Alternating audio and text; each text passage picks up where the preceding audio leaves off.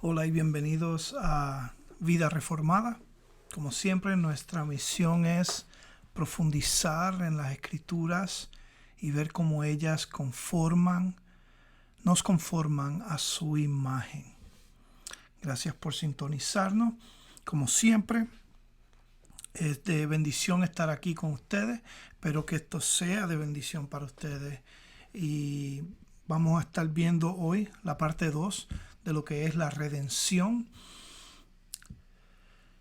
Estos son 99 doctrinas esenciales. Hemos ya visto a Dios, cómo Él se revela, su naturaleza, sus atributos. También hemos visto la creación y también hemos visto la caída. Si no has visto o escuchado estos episodios, te exhorto a que vayas atrás en los archivos y los busques. Estamos en Spotify como Vida Reformada. Estamos en Facebook y Instagram como Vida Reformada. Y nuestro correo electrónico es vidareformada1@gmail.com. Escríbenos, conéctate con nosotros. Queremos que seas parte de esta comunidad. Sin más preámbulos, vamos a comenzar. Esta es la parte 2 de las 99 doctrinas esenciales sobre la redención. Y lo último que vimos en el episodio pasado fue la humillación de Cristo, como nos lo presenta 2 Corintios 5:21, donde dice: al que no conoció pecado, le hizo pecado por nosotros para que fuéramos hechos justicia de Dios en él. Aunque el Hijo era igual a Dios y digno de toda gloria que Dios recibe, Él decidió humillarse. Eso lo vimos en Filipenses capítulo 2, versos 6 al 8. Esta es la humillación de Cristo, donde dice: el cual, aunque existía en forma de Dios, Filipenses 2:6, no consideró ser igual a Dios como algo a que aferrarse, sino que se despojó a sí mismo, tomando forma de siervo, haciéndose semejante a los hombres, y hallándose en forma de hombre, se humilló a sí mismo, haciéndose obediente y obediente hasta la muerte, y la muerte de cruz. Esa es la humillación de Cristo. Él se convirtió pecado por nosotros, para que nosotros pudiéramos llegar a ser la justicia de Dios. Y ahora vamos a lo que es la exaltación de Él, que se ve aquí también en el versículo 9. Por lo cual Dios también, después de esta muerte y muerte de cruz, en el versículo 9 dice: por lo cual Dios también le exaltó hasta los sumos y le confirió el nombre que es sobre todo nombre. Mientras que la muerte de Cristo fue el ejemplo supremo de su humillación, la resurrección de Cristo de entre los muertos es el primer y glorioso ejemplo de la exaltación de Cristo. Cristo fue exaltado cuando Dios lo levantó de entre los muertos, y Cristo fue exaltado cuando ascendió a la diestra del Padre. Y Él será exaltado por toda la creación cuando regrese. Todos estos aspectos trabajan juntos como para magnificar la gloria y el valor de Cristo, resultando en la alabanza de la gloria de su gracia al rescatar los pecadores. Ahora vamos a ver lo que son algunos de los aspectos de esta expiación. Y la muerte sustitutiva de Cristo en nuestro lugar está en el centro de la obra expiatoria, del sacrificio de Cristo. Una expiación es un sacrificio, y sin esta obra sacrificial de Cristo o la expiación de Él, no hay evangelio, porque ese es el centro también del evangelio. 1 Corintios 15:3 dice: porque yo os entregué, Pablo hablando a los corintios, porque yo os entregué en primer lugar lo mismo que recibí, de primer lugar, de suma importancia, que Cristo murió por nuestros pecados. Eso es de primera importancia, conforme a las Escrituras, un plan determinado, perfecto, creado por nuestro Creador. que fue sepultado y que resucitó al tercer día, conforme a las Escrituras. Mientras que este aspecto sustitutivo es central para la expiación, su muerte también demuestra superamente el amor de Dios por los pecadores. ¿Por qué? Juan 15:13 dice: nadie tiene un amor mayor que este, que uno dé su vida por sus amigos. Nadie tiene un mayor amor que este, solo Cristo, que dio su vida por sus amigos. También en Primera de Juan 4:10 dice: en esto consiste el amor. De esto se trata el amor. O en esto está el amor, en una forma literal. No en que nosotros hayamos amado a Dios, sino que Él nos amó a nosotros y envió a su Hijo como propiciación, como pago por nuestros pecados. Este amor y este pago por nuestros pecados nos muestra también cuán seriamente Dios toma el pecado. Esta expiación satisface todos los requisitos para que Dios pueda perdonar las fallas de los pecadores. Y también pone en exhibición la victoria cósmica de Dios, de Cristo, sobre el pecado, Satanás y la muerte a través de su resurrección. Colosenses 2:15 dice: y habiendo despojado a los poderes y autoridades, hizo de ello un espectáculo público, triunfando sobre ellos por medio de Cristo. Cada aspecto de esta expiación, lo que debe inspirar en el creyente es una gratitud y una alabanza y un deseo de obedecer, porque solo y solamente a través de Cristo es que somos reconciliados con el Padre. No hay méritos que me reconcilien con el Padre, solo los méritos de Cristo Jesús, quien fue el sustitutivo mío en la cruz. Esto es la doctrina, obviamente, de la redención, y dentro de esta redención acampan todas estas categorías y cosas que a veces no vemos.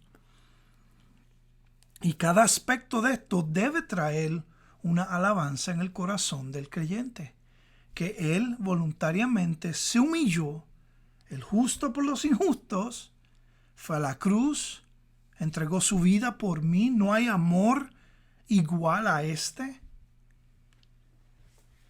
Y él lo hizo voluntariamente por los elegidos, por su pueblo, los que Efesios 2:8 dijo: desde antes de la fundación de la tierra los escogí.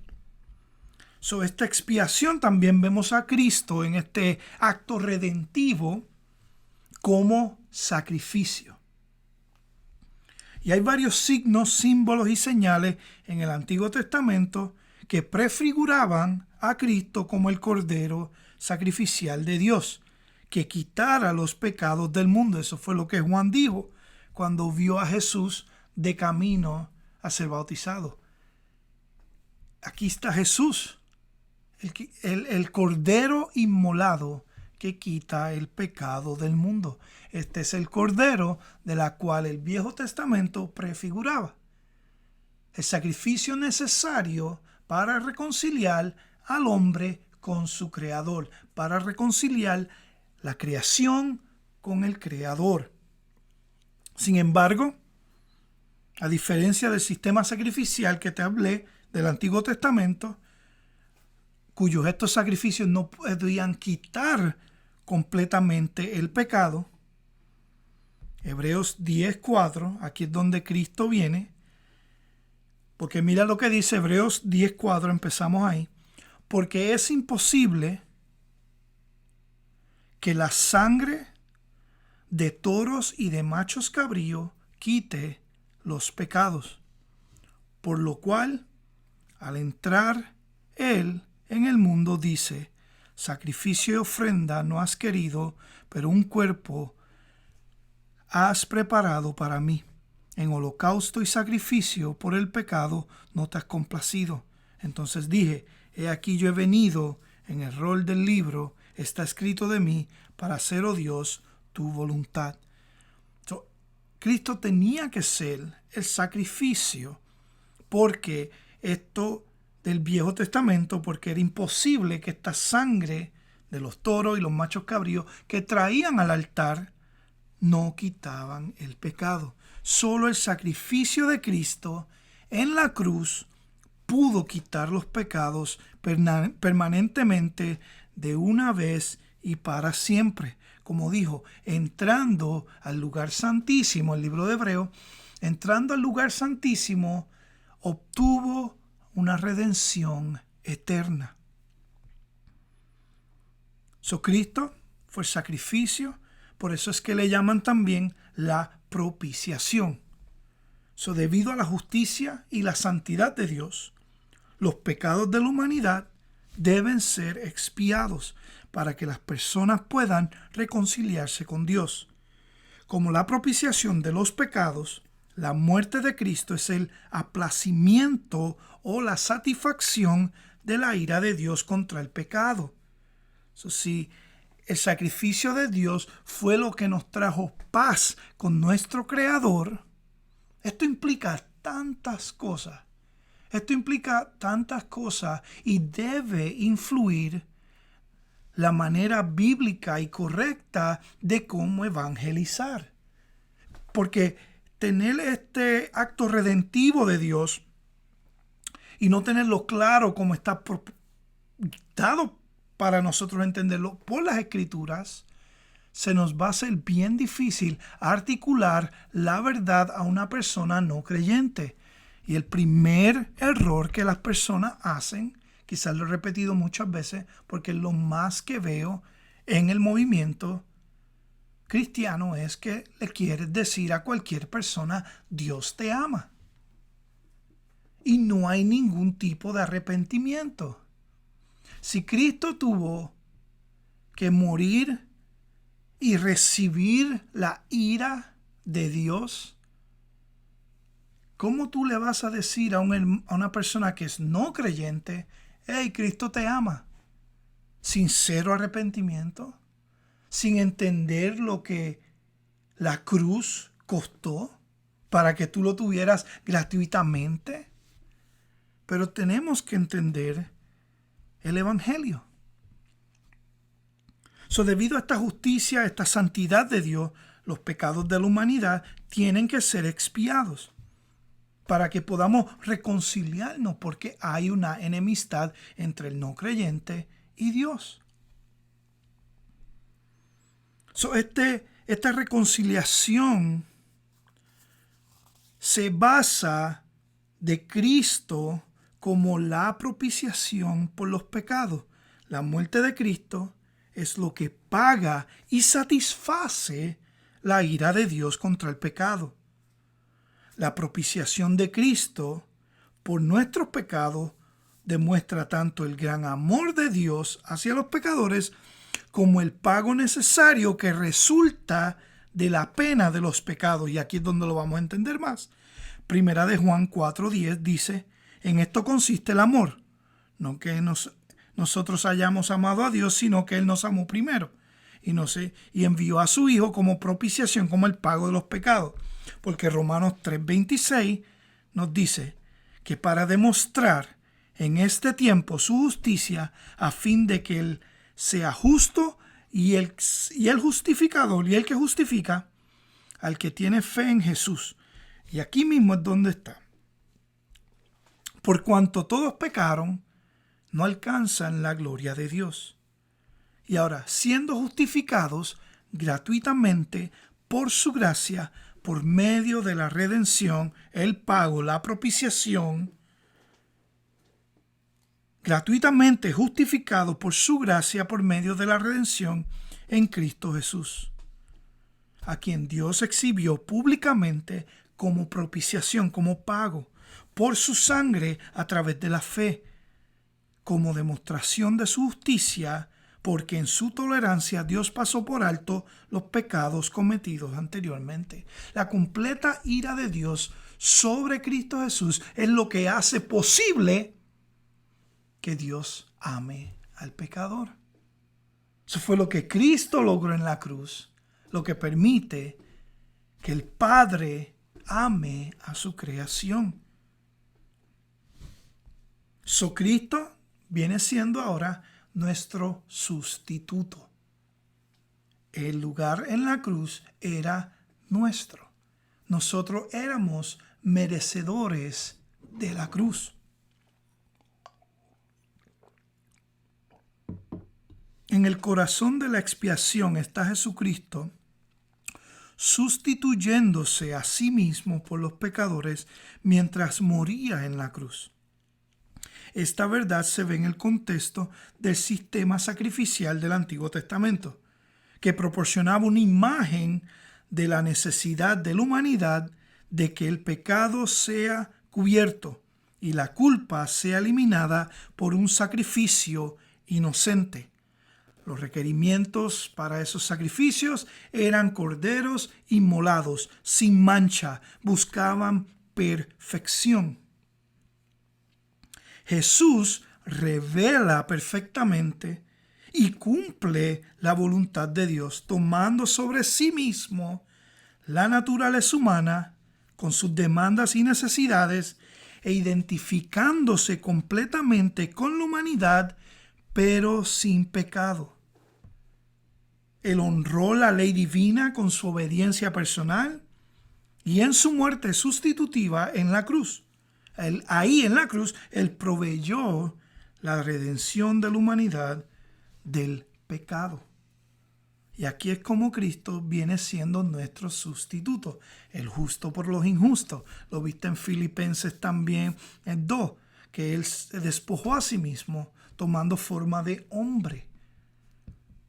El único que podía ejercer este perfecto sacrificio tenía que ser un perfecto hombre y un perfecto Dios. Y Cristo cumplió con ambos requerimientos, porque Él fue hombre y fue tentado en todo, eso lo vimos en el episodio pasado, fue tentado en todo, pero sin pecar, no como Adán, que fue tentado y pecó. Cristo viene siendo nuestro sustituto, nuestro representante legal. Cristo va a la cruz en perfecta obediencia a la ley y a los profetas, todo lo que ellos, Cristo cumplió con todos los requisitos para ser el cordero inmolado que quita el pecado del mundo. Y esta muerte sustituta de Cristo, el justo por los injustos, era yo quien tenía que estar en la cruz. Por ende, Cristo toma mi posición, me entrega su justicia, le entrego mis pecados, el perfecto cambio. No hay méritos, no porque soy alto, no porque soy de Puerto Rico, no porque estudio, no porque trabajo. Sus propios méritos. Cristo vino a la tierra, encarnado en gloria, y cumplió con la ley perfectamente. Fue tentado, por eso puedo simpatizar con Él, porque Él fue tentado en todo y no pecó. Luego fue a la cruz y dijo: perdona a los padres, porque no saben lo que hacen. También dijo: consumado es. Cristo, como sustituto, lo que nos consigue es una reconciliación. Y esa es otra de las doctrinas que estamos viendo. La reconciliación, Cristo como el reconciliador. Y esto lo vemos, el efecto de la primera caída del hombre y de la mujer en el huerto del Edén. Dios y los seres humanos han estado separados. El pecado resultó no solo en una relación separada con Dios, sino también enemistad entre Dios y la humanidad. Cristo te ama. Esto no hace sentido, es ilógico, es antibíblico, no está en la Biblia.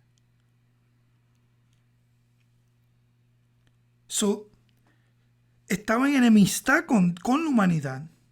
El pecado es una ofensa infinita contra un Dios infinito. Ahora, afortunadamente,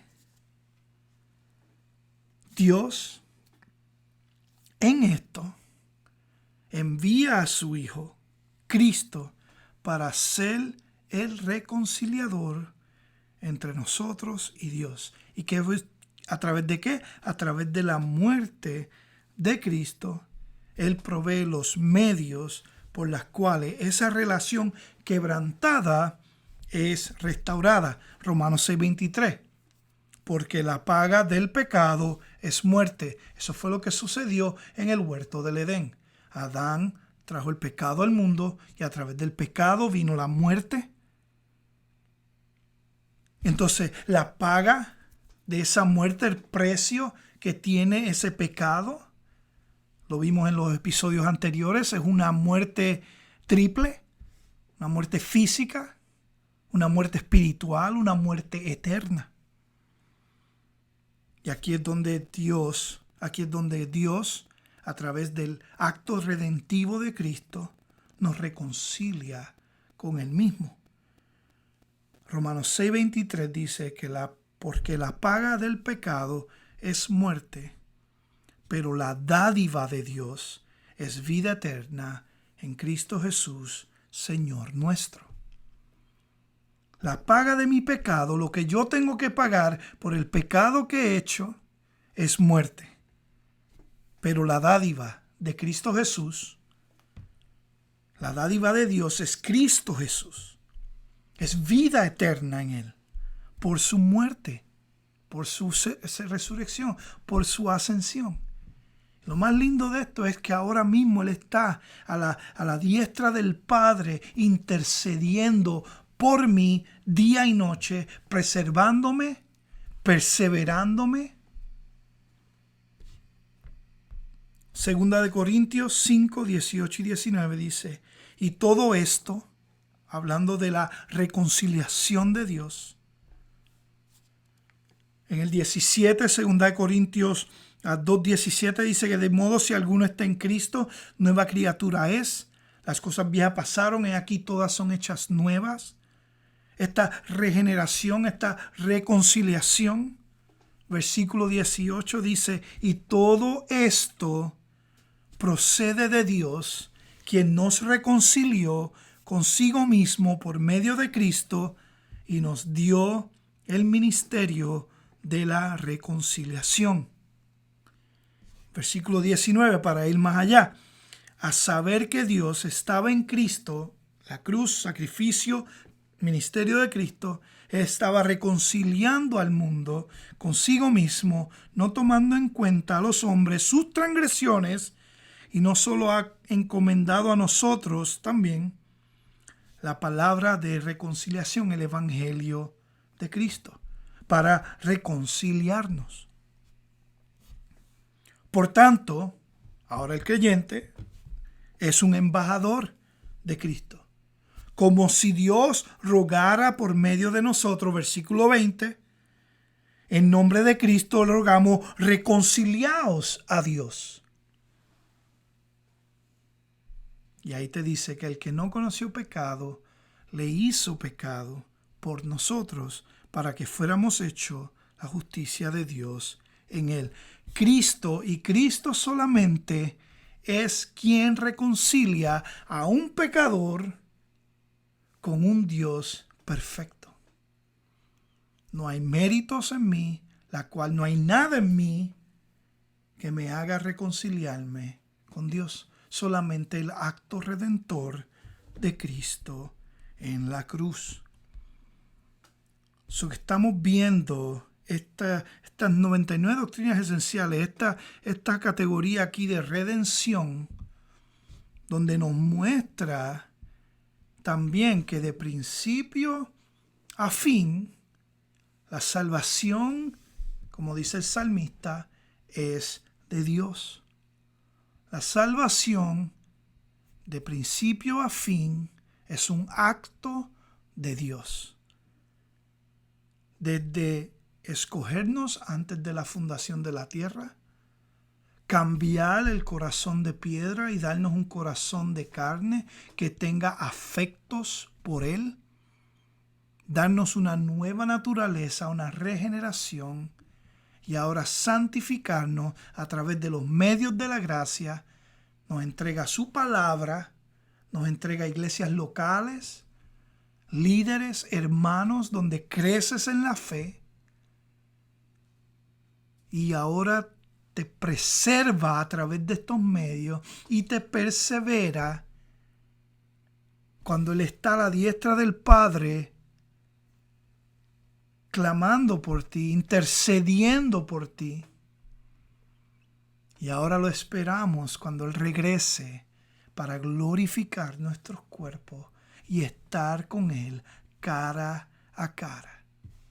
Eso es algo hermoso.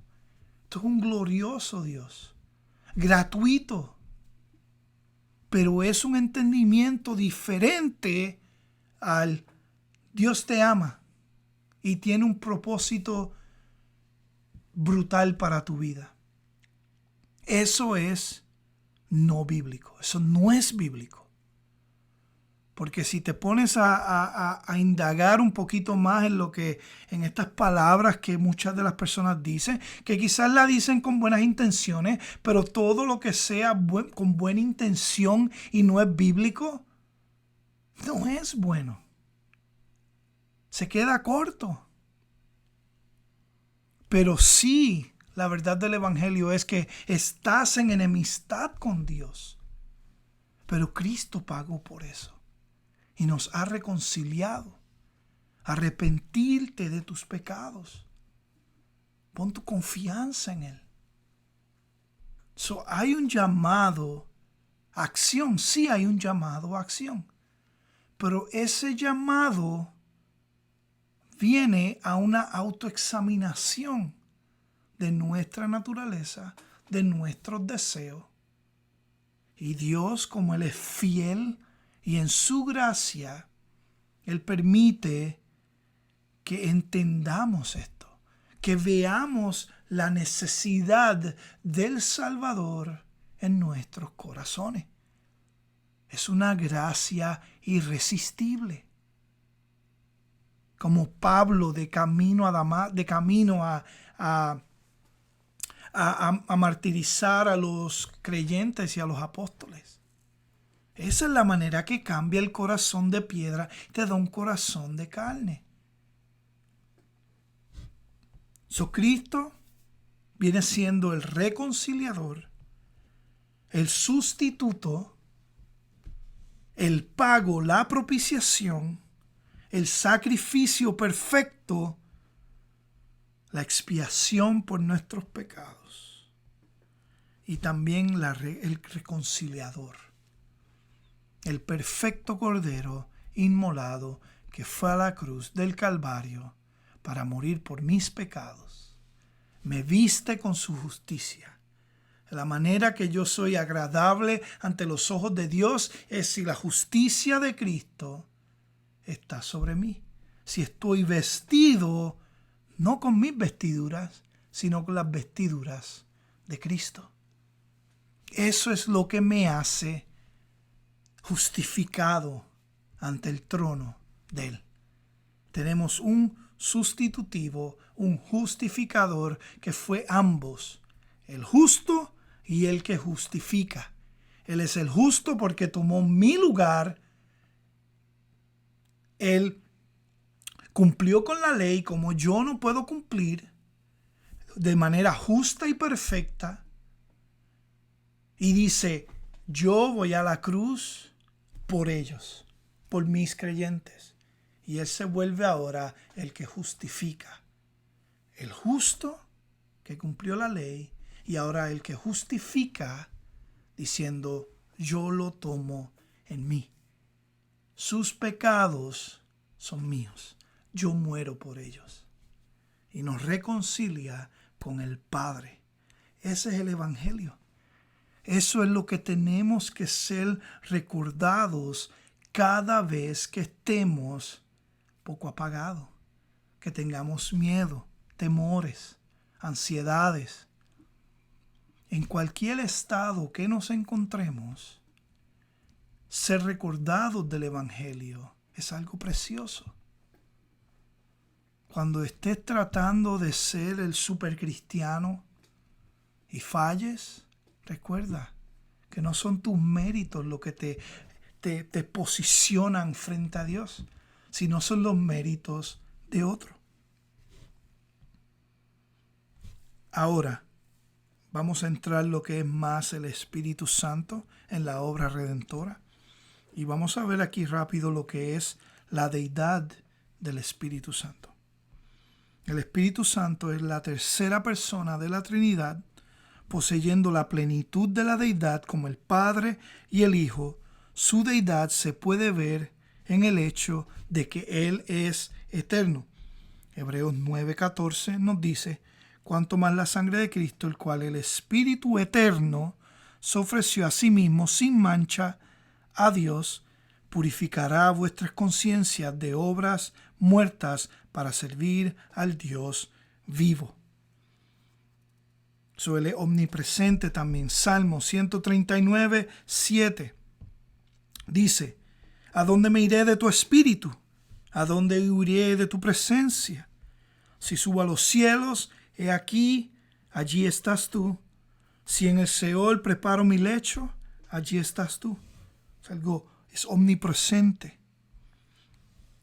Él es el creador también y el dador de vida. Eso es lo que nos dice Génesis 1:2, que la tierra estaba vacía y sin orden, y las tinieblas cubrían la superficie del abismo, y el Espíritu de Dios se movía sobre la superficie de las aguas. Salmo 104:30.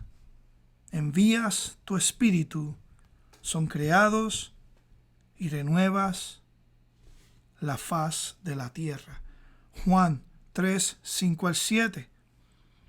En verdad te digo que el que no nace de agua y el Espíritu no puede entrar al reino de Dios. Lo que es nacido de carne, carne es, y lo que es nacido del Espíritu, Espíritu es.